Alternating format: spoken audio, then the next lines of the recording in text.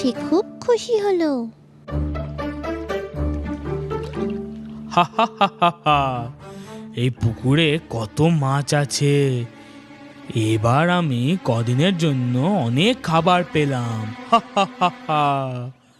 সারস মামা মাছদের বলল, বন্ধুরা, ভয় পেও না, ওখানে একটু দূরে একটা বড় পুকুর আছে। ওই পুকুরটা কখনো শুকোয় না। সত্যি? কিন্তু আমরা সেখানে পৌঁছাবো কি করে? আরে, তোমরা ওটার চিন্তা করো না, আমি তোমাদের ওখানে নিয়ে যাব। কিন্তু প্রত্যেক দিন আমি কিছু মাছদেরই নিয়ে যেতে পারবো, ঠিক আছে?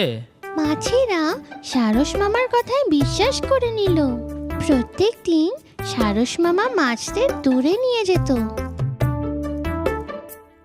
একটা পাথরের ওপরে